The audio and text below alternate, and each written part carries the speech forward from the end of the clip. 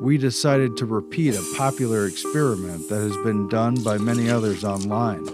And while science has failed to recognize the importance, many independent thinkers have now pondered with first-hand evidence what the impact of our feelings could really be. One of science's least measured phenomena may be one of the most important. The power and energy of emotions, moods, attitudes, speech, and behavior. Well, that's a rather simplified suggestion of a complex mental process, but you get the idea. Cause, effectual patterns of emotional response. Rage, the results were startling, not so much the conclusion in itself, but to experience it firsthand. What follows is the impact of our actual words. Perhaps our intentions matter. Do you ever think about the things that you say, not just to other people, but yourself? What effect, if any, those things actually really do have? I don't just mean the superficial effects or the emotional reactions to the words that you say, but is there something deeper, a more tangible physical effect? Dr. Masaru Emoto spent the last 20 years of his life studying the molecular structure of water. It's said that Emoto believed that water is a blueprint for our reality, and that human consciousness and intention can actually affect water and change it. We create 50 frozen samples of every water specimen and frozen at minus 25 degrees centigrade. The crystals start to grow and expand as the temperature of the ice tip rises under the microscope. A beautiful hexagonal crystal with delicate trimmings growing slowly from the 6 points of the hexagonal core. After photographing frozen water crystals from different water sources under a microscope, he began to experiment with the effects of different letters, then words, then pictures on water crystals. He would expose the water sources to the pictures, to the words, and then freeze them and photograph them to see if these things had any effect on the frozen crystals. What he came back from the microscope with is some pretty amazing stuff. Emoto decided to see how thoughts and words affected the formation of untreated distilled water crystals, healing versus heavy metal music. Wow, look at that. What happens to the water molecules? Over the years, this evolved into playing different pieces of music for water to see if the water structure changed, and praying over water, and then photographing it before and after he prayed over it. And what he found was so astonishing that even today, people are still trying to debunk it as pseudoscience because it has huge implications on, well, everything. And nobody wants the personal responsibility of that, I don't think. Saying nice, good, beautiful things to water, playing beautiful pieces of music to it, or offering heartfelt prayers over the water produced beautiful shapes under Dr. Emoto's microscope. But on the flip side, hateful messages and angry, disjointed music produced misshapen, ugly shapes under his microscope. A few months ago, I was looking into Dr. Emoto's work, and I came across people all over YouTube carrying out something they called the Rice Experiment, which is based on Emoto's work, and with what has been, for many people, some pretty surprising results. And as I've probably mentioned on this channel before, I homeschool, and we thought that our son would appreciate this one, so we did it for his science class. Sterilizing a few jars and cooking some standard rice, we put 3 batches of this food filled with absorbed water to the test, with emotional treatment as the variable. All right, so here's what we got. So what's this one? This one, this one. Hate, love, ignore. This one, we ignore.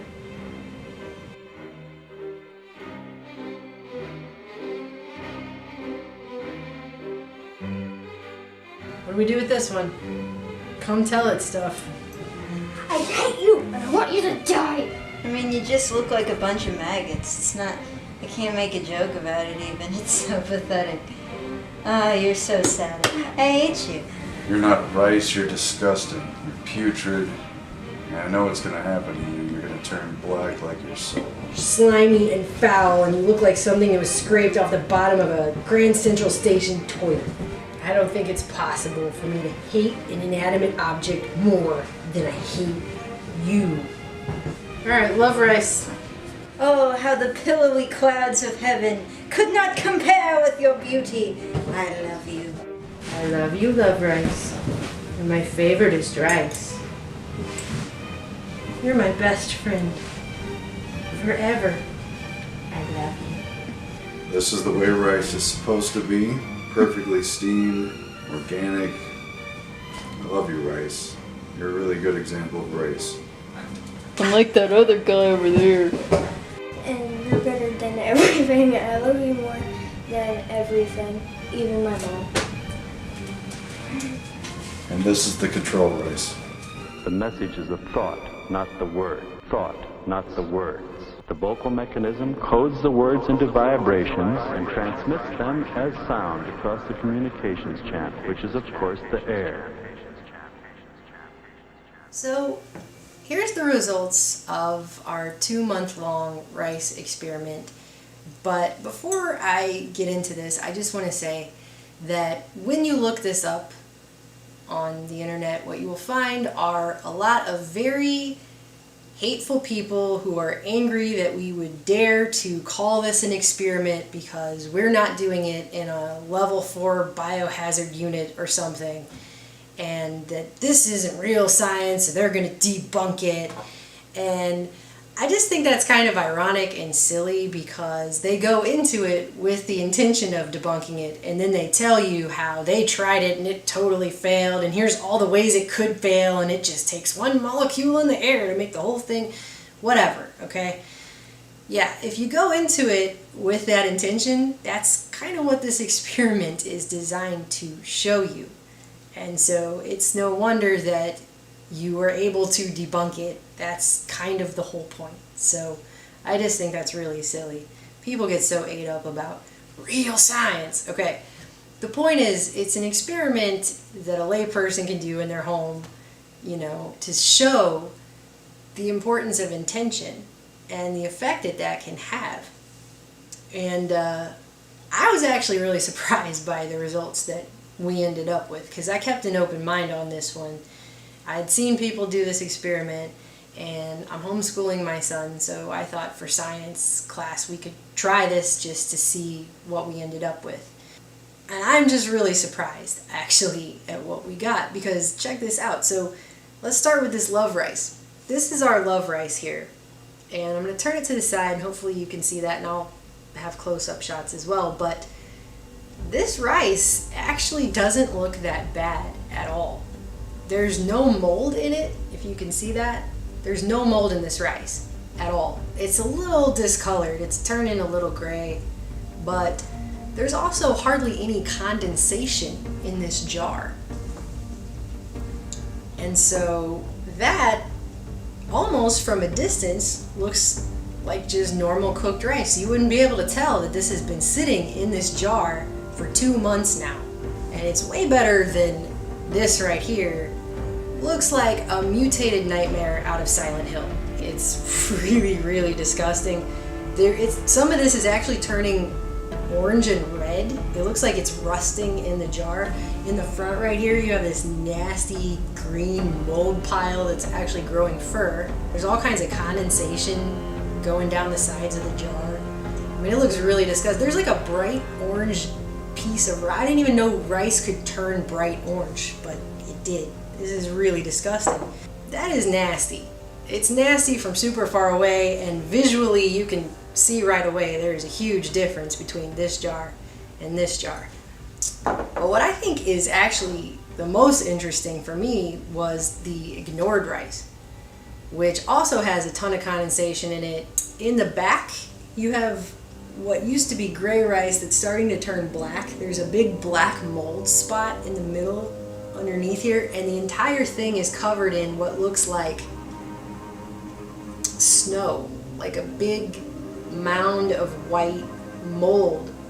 And there's also a ton of condensation in it as well.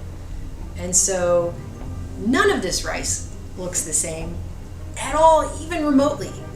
This is rice, this is organic rice that was cooked with reverse osmosis water in the same batch, and then was placed into 3 of the same type of jar that had been sterilized with boiling water in the same exact manner at the same time, placed in the same spot on the counter.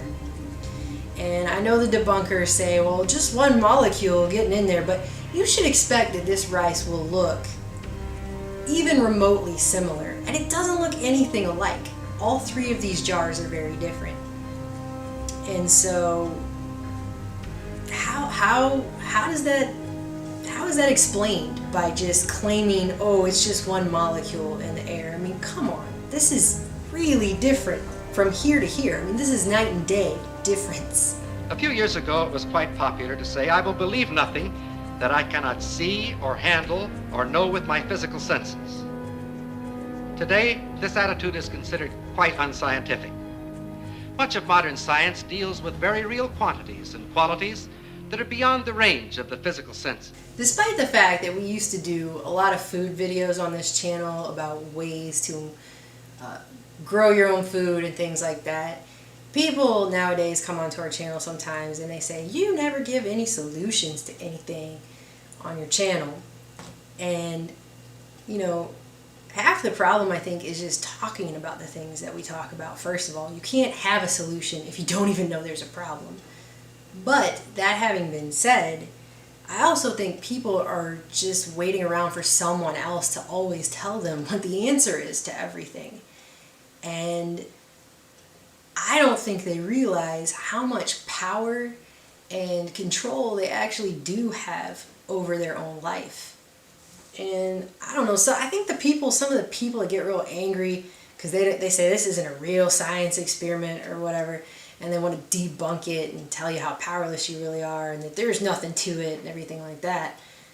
I think some of those people actually don't want this to be true, because I think they don't want to have to take responsibility for their own intentions and how those intentions have affected their life, possibly in negative ways, and the people around them too. This is going to make me think a lot harder about just the way I interact with everybody anymore. Just everybody. I mean, you hear people arguing in like a Target or something with each other, just real hateful things are coming out of their mouth.